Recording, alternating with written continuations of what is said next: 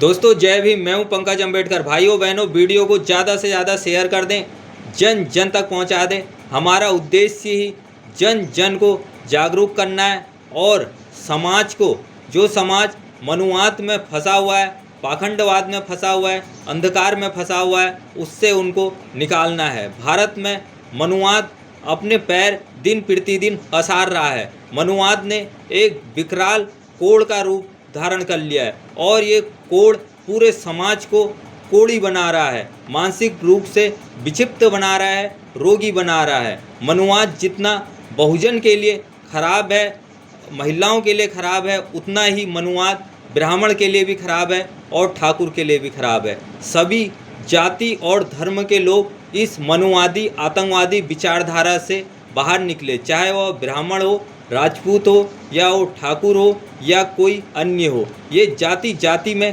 द्वेष उत्पन्न कर रहा है, विभेद उत्पन्न कर रहा है, मनुष्य मनुष्य को बांट रहा है और हत्या करने के लिए उकसा रहा है। दोस्तों, ब्राह्मण बच्चों को और ठाकुर बच्चों को ये मनुवाद आतंकवादी बना रहा है। दोस्तों, राजकुमार भाटी ने एक पुस्तक के विमोचन में अपना एक वाक्य रखा था। उस वाक्य रखने के बाद मनुवादियों में उबाल आ गया। मनुवादी नागिन डांस करने लग गए और राजकुमार भाटी की गला काटने की बात करने लग गए।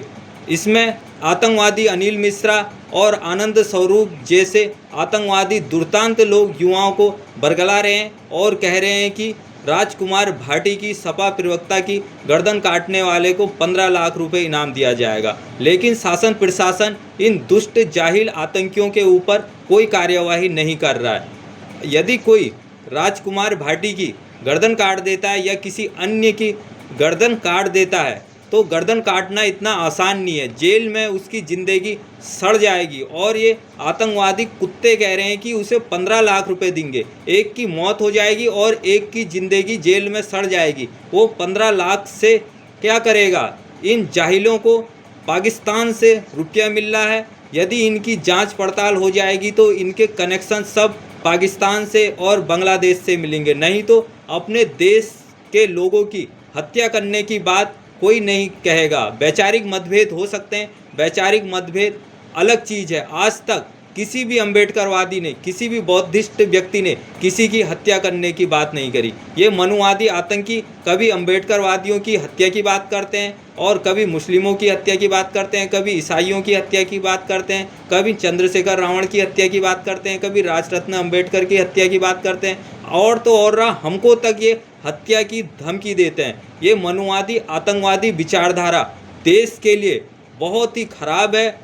इस मनुवादी आतंकी विचारधारा से जितने जल्दी सभी जाति धर्म के लोग निकल जाए उतना ज़्यादा अच्छा है। नहीं तो ये मनुवादी विचारधारा पूरी तरीके से देश को खा देगी, देश को ख़त्म कर देगी। इस मनुवादी विचारधारा के कारण ही हमारा देश पिछड़ा देश हो गया। नहीं तो आज हम चीन, जापान, कोरिया के बराबरी में खड़े होते। इन मनुवादियों ने, आतंकियों ने देश को जाति धर्म में बांटकर और देश में गोबर पुजवाकर देश को पूरी तरीके से ख़त्म कर दिया। लोग के दिमाग में ही इन दुष्टों ने गोबर भर दिया है, आतंकी अनिल मिश्रा के ऊपर और ये आतंकी आनंद स्वरूप और जितने भी ये ऊल जलूल बयान देने वाले हैं और सोशल मीडिया में अम्बेडकरवादियों को गालियां देने वाले हैं, बाबा साहब की मूर्तियां तोड़ने वाले हैं, जान से मारने की धमकी देने वाले हैं। इन सब जाहिलों को, आतंकियों को गिरफ्तार करके एनएसए के तहत इनके ऊपर कार्रवाई होनी चाहिए। भाइयों बहनों, वीडियो को ज़्यादा से ज़्यादा शेयर कर दें। जब देश को बचाना है